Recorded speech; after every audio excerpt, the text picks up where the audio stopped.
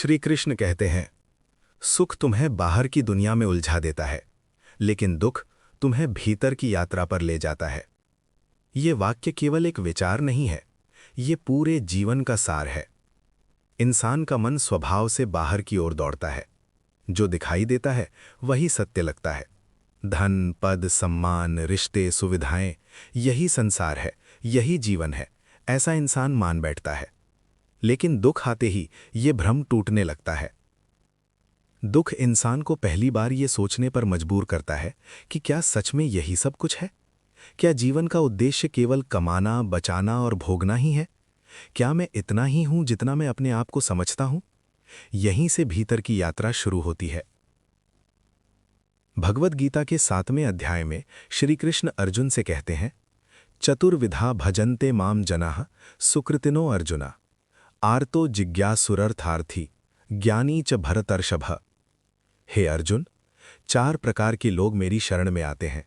दुखी यानी आर्त, जिज्ञासु धन की इच्छा रखने वाले, अर्थार्थी और ज्ञानी। अब यहाँ एक बहुत गहरी बात छिपी है। भगवान 4 प्रकार बताते हैं, लेकिन सबसे पहले जिसका नाम लेते हैं वो है आर्त यानी दुखी। इसका अर्थ ये नहीं कि भगवान दुख पसंद करते हैं। इसका अर्थ ये है कि दुख इंसान को सबसे पहले भगवान तक पहुंचाता है, क्योंकि दुख इंसान की नींद तोड़ देता है। वो नींद जिसमें इंसान खुद को ही सब कुछ समझ बैठता है। जब जीवन में सब कुछ ठीक चल रहा होता है, तब इंसान कहता है, सब मेरी मेहनत का फल है। मैंने ये घर बनाया, मैंने ये मुकाम हासिल किया, मेरी योजना सफल रही। लेकिन दुख आते ही ये मैं टूटने लगता है। बीमारी आती है और शरीर जवाब देने लगता है। तब एहसास होता है, मैं शरीर नहीं हूं, शरीर भी मेरे वश में नहीं है। नौकरी चली जाती है और पहचान डगमगा जाती है। तब समझ आता है, मैं मेरा पद नहीं हूं। रिश्ते टूटते हैं और दिल खाली हो जाता है। तब एहसास होता है, मैं किसी का मालिक नहीं हूं। यही दुख का पहला काम है, अहंकार की परतें उतारना। इसीलिए कहा गया है, दुख इंसान को तोड़ता नहीं, दुख इंसान को नंगा सत्य के सामने खड़ा कर देता है। सुख में इंसान बाहर देखता है, कौन क्या कह रहा है, कौन क्या कर रहा है, किसके पास क्या है। लेकिन दुख में इंसान पहली बार अपने भीतर देखता है। और भीतर क्या मिलता है? एक खालीपन, एक असहायता, एक मौन। और उसी मौन में ईश्वर की पहली दस्तक होती है। दुख इंसान को यह एहसास कराता है कि इस संसार में कुछ भी स्थायी नहीं है। धन आज है, कल नहीं। स्वास्थ्य आज है, कल नहीं। संबंध आज है, कल बदल सकते हैं। शरीर आज साथ है, कल नहीं। तो फिर स्थायी क्या है? श्री कृष्ण कहते हैं, जो बदलता नहीं वही सत्य है और वही ईश्वर है।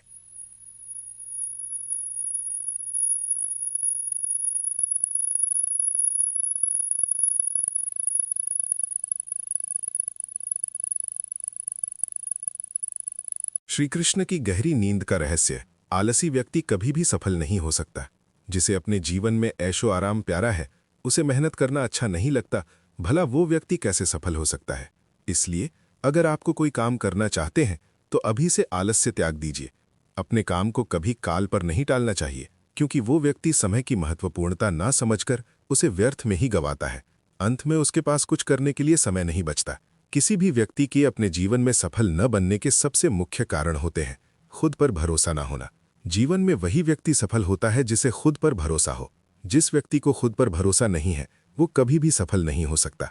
एक बार दानवीर कर्ण ने भगवान श्री कृष्ण से अपनी व्यथा सुनाई और कहा कि हे प्रभु, जब मैं पैदा हुआ तब मेरी माँ ने मुझे त्याग दिया। इसमें मेरा क्या अपराध था? द्रोणाचार्य ने मुझे शिक्षा देने से मना कर दिया क्योंकि वो मुझे क्षत्रिय नहीं मानते थे। इसमें भी मेरा क्या अपराध? और द्रौपदी के स्वयंवर में मुझे अपमानित किया गया क्योंकि मैं राज परिवार का हिस्सा नहीं हूं। जवाब में श्री कृष्ण ने कहा, हे कर्ण, जरा ध्यान से सुनो। जब मेरा जन्म हुआ तब मैं कारागार में था और मैं पैदा होते ही मेरी मृत्यु मेरा प्रतीक्षा कर रही थी। जिस रात मेरा जन्म हुआ था, उस रात मुझे मेरे माँ बाप से अलग होना पड़ा, जहां पहुंचकर मुझे हर वो एक काम करना पड़ा जो एक गरीब परिवार में करना पड़ता है, गायों का गोबर हाथ से उठाना। जब मैं चल नहीं सकता था तब मुझ पर प्राणघातक हमले किए गए।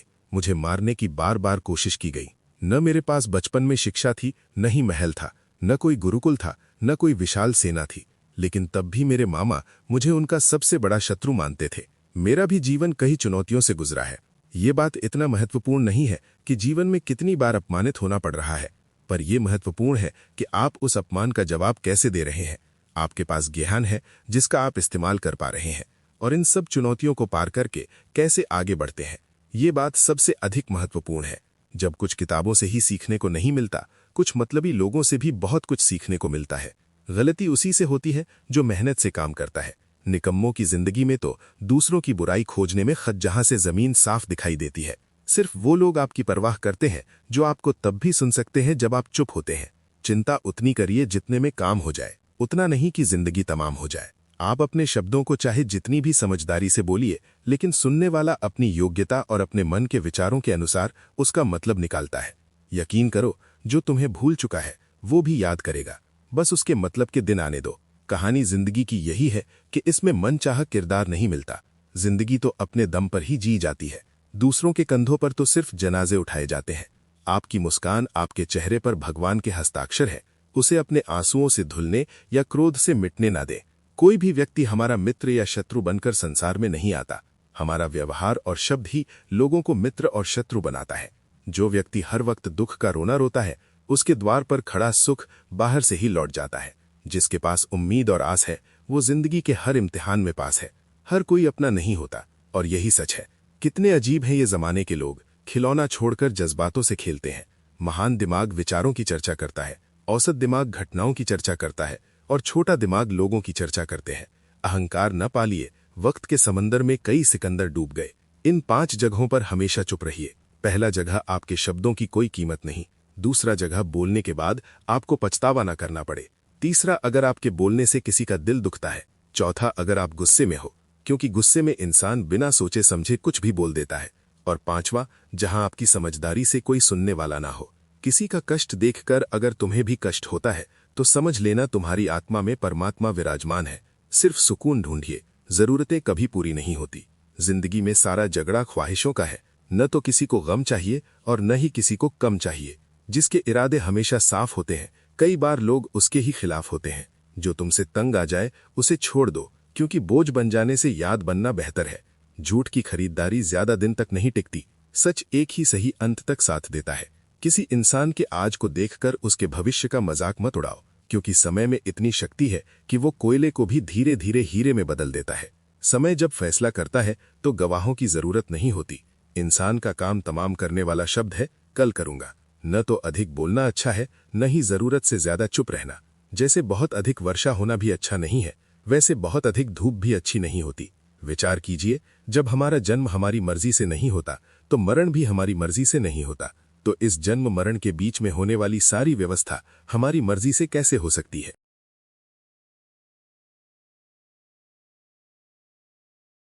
जिंदगी में हर मौके का फायदा उठाओ, पर किसी के मजबूरी का नहीं। अगर जिंदगी मौका देती है तो धोखा भी देती है।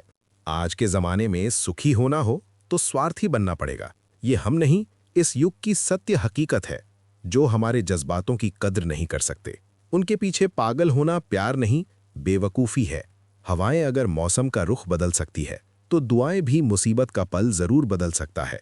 जो दिल में है उसे कहने की हिम्मत रखो, जो दूसरे के दिल में है उसे समझने की समझ रखो। रिश्ते कभी नहीं टूटेंगे। अपनी लगन, धैर्य, हिम्मत और सकारात्मक विचारों के सहारे इंसान अनेक विकट परिस्थितियों में भी सफलतापूर्वक बाहर आ सकता है। ये एक निश्चित बात है कि आप काम खत्म नहीं कर सकते अगर आप काम शुरू नहीं करेंगे। किसी भी काम का सबसे कठिन हिस्सा काम को शुरू करना है। कभी हार मत मानो। आज कठिन है, कल बदतर होगा, लेकिन कल के दिन के बाद सुनहरा होगा। अगर इंसान में कुछ करने की इच्छा हो तो दुनिया में कुछ असंभव नहीं है। जहां दूसरों को समझना मुश्किल हो जाए, वहां खुद को समझा लेना ही बेहतर है। बदन है मिट्टी का, सांसें सारी उधार है। घमंड भी है तो किस बात का। यहां तो हम सब किराएदार हैं। परेशानियां जिंदगी का हिस्सा हैं। जिसने अपनी परेशानियों पर कदम रखा है वो जीत गया है, और जिसने अपनी परेशानियों को सर पर सवार कर लिया वो लुट गया। जीवन में कई बार हम बड़ी बड़ी परेशानियों से यूं ही निकल जाते हैं, मानो कोई है जो हमारा साथ दे रहा है, और उसी अदृश्य शक्ति को हम परमात्मा कहते हैं। इसलिए याद रखना, जब दुनिया साथ छोड़ दे तो ईश्वर आपका हाथ थाम लेता है। क्रोध के सामने थोड़ा रुकना सीखो और गलती के सामने थोड़ा झुकना सीखो। जो आपके हाथ में नहीं है, यदि उसका मोह करोगे तो जीवन नर्क बन जाएगा। जीवन में इतना सबक तो मिल गया, फिक्र में रहोगे तो खुद चलोगे, बेफिक्र रहोगे तो दुनिया चलेगी। तन्हाई का एक अलग ही मजा है, इसमें डर नहीं होता किसी के छोड़ जाने का। तुमने खुद को कमजोर मान रखा है, वरना जो तुम कर सकते हो कोई दूसरा नहीं कर सकता। किस्मत सिर्फ मेहनत से बदलती है, बैठकर सोचने से नहीं। डूबते डूबते ही इंसान तैरना सीख जाता है। चोट से घबराकर कभी पीछे मत हटना, क्योंकि चोट खाकर ही इंसान संभलने लगता है। असफलता पर लाखों ताने आएंगे, परंतु निराश मत होना, क्योंकि ये वही समय है जिसे आप पहचान जाएंगे। माँ के बाद सिर्फ हिम्मत मनुष्य का साथ देते हैं, जो मनुष्य को कभी हारने नहीं देती। कुदरत ने हम सब को हीरा ही बनाया है, बस शर्त यह है कि जो घिसेगा वही चमकेगा। सब कुछ किताबों से ही सीखने को नहीं मिलता, कुछ मतलबी लोगों से भी बहुत कुछ सीखने को मिलता है। कभी भी किसी जरूरतमंद को अपनी चौखट पर जलील मत कीजिए, क्योंकि ऊपर वाला कटोरा बदलने में देर नहीं लगाता। आज रास्ता बना लिया है, कल मंजिलें भी जरूर मिलेंगी। हौसलों से भरी ये कोशिश एक दिन जरूर रंग लाएगी। इस संसार में कुछ भी स्थिर नहीं है, न समय, न प्रेम, न घृणा और न ही संबंध। कोई आपको ना समझे तो चिंता मत करना, क्योंकि अच्छे लोग और अच्छी किताबें हर किसी को समझ में नहीं आते। मित्रता कोई स्वार्थ नहीं, बल्कि एक विश्वास है।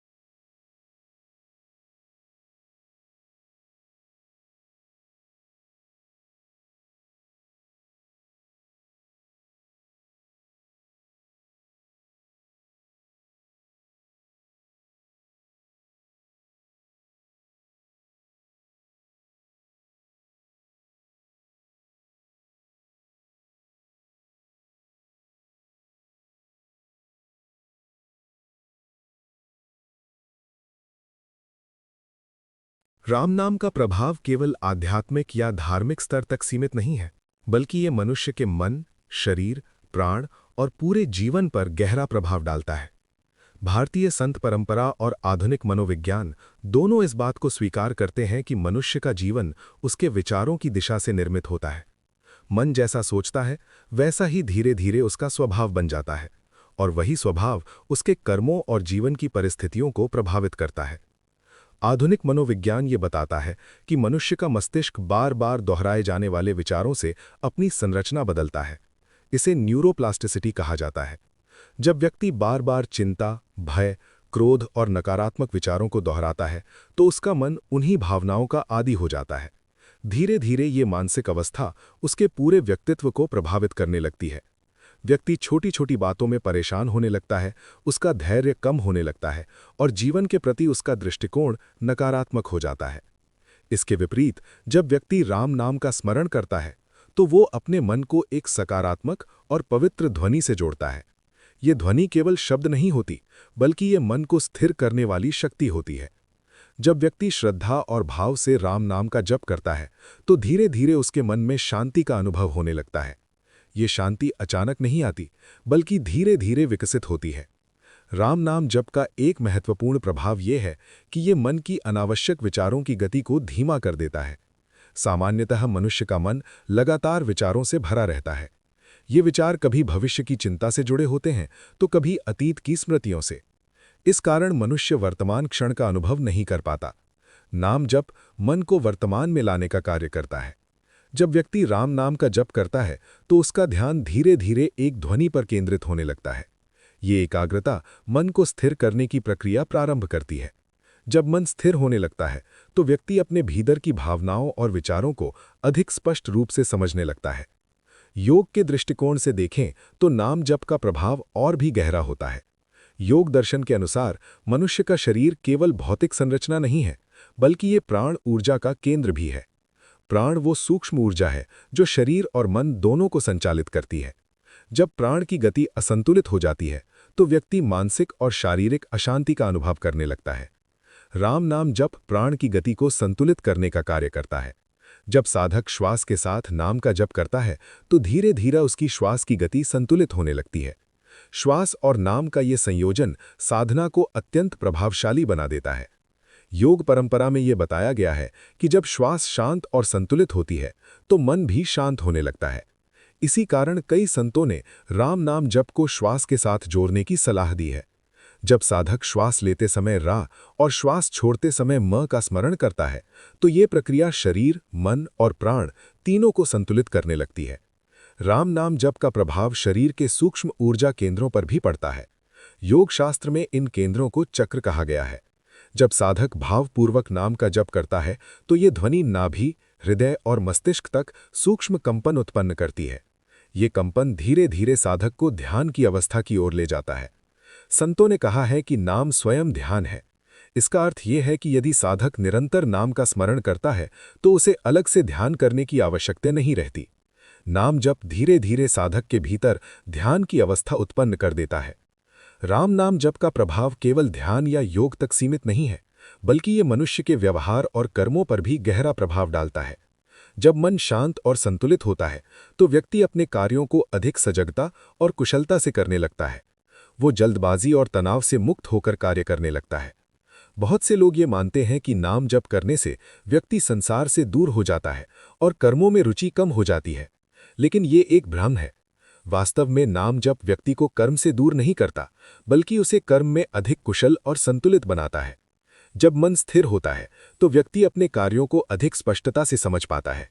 उसका ध्यान कार्य के परिणाम पर नहीं, बल्कि कार्य की गुणवत्ता पर केंद्रित होने लगता है।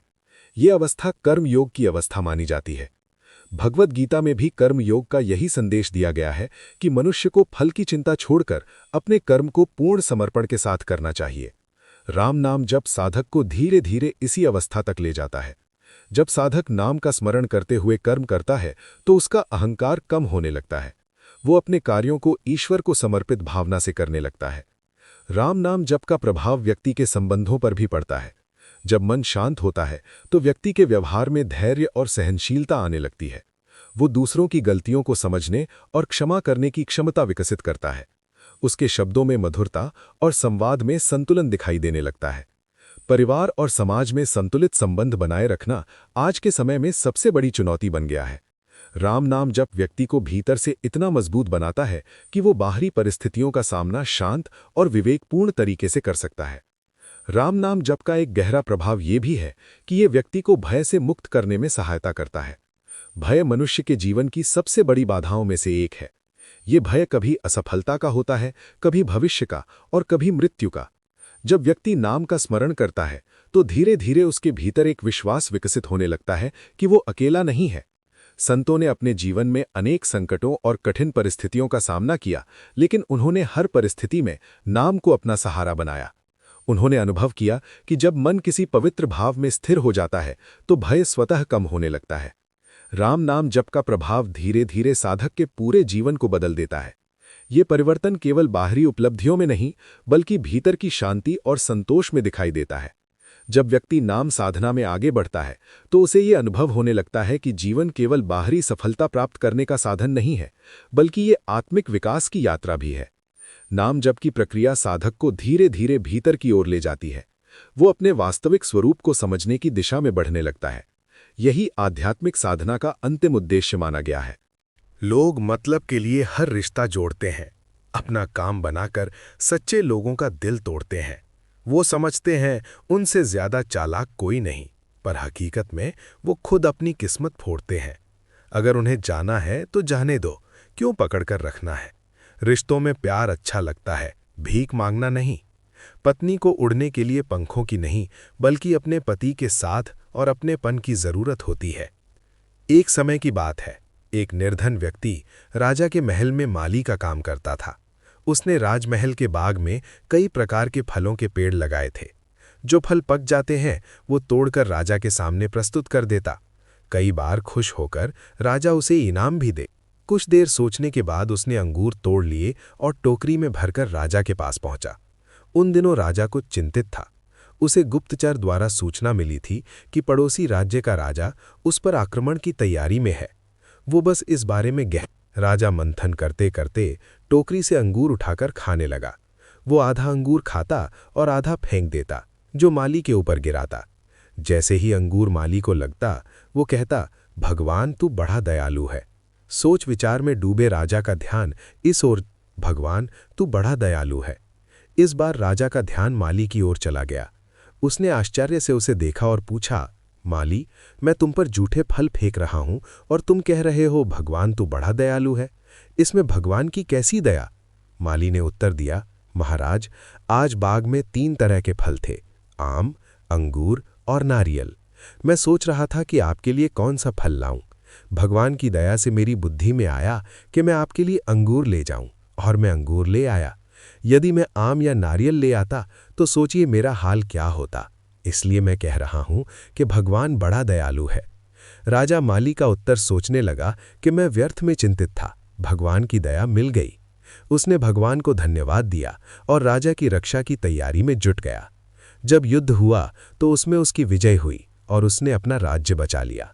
दोस्तों, इस वीडियो में हमें यही सीख मिलती है कि समय का चक्र ऐसा ही है, कभी अच्छा समय आएगा तो कभी बुरा। अच्छा समय में भगवान को धन्यवाद देना भूल जाते हैं और बुरे समय में शिकायत करने लग जाते हैं, जबकि आवश्यकता ये है कि अच्छे समय के लिए हम भगवान को धन्यवाद करें और बुरे समय के लिए आभार व्यक्त करें कि हमें हर परिस्थिति का सामना करने के लिए ही वो हमारे सामने ये परिस्थितियां उत्पन्न की हैं। छोटी छोटी परेशानियों का सामना करके ही हम बड़ी मुसीबतों का सामना करने योग्य बन जाते हैं। इसलिए जीवन में आने वाली छोटी छोटी समस्याओं से घबराए नहीं, सकारात्मक रहकर समस्या के निवारण के बारे में चिंतन करें, योजना बनाएं और निवारण में जुड़ जाएं। बुरी परिस्थितियां आपकी धैर्यता की परीक्षा है। श्री कृष्ण कहते हैं कि एक इंसान को खोकर आगे तो बढ़ा जा सकता है, मगर उसके खालीपन को हजारों लोगों से भी नहीं भरा जा सकता। जो सब्र के साथ इंतजार करना जानते हैं, उनके पास हर चीज किसी न किसी बहाने से पहुंच ही जाते हैं। जब तक विपरीत परिस्थितियों से लड़ोगे नहीं, तब तक वो तुम्हारे ऊपर हावी होते रहेंगे। सिर्फ वक्त के भरोसे मत बैठे रहना। किस्मत वालों के हाथ खाली रह सकते हैं, लेकिन मेहनत करने वालों के कभी नहीं। दोस्तों, अगर आपने इस वीडियो से कुछ भी सीखा है तो कृपया इस वीडियो को एक लाइक कर दें और कमेंट में जय श्री राधे कृष्णा जरूर लिखें।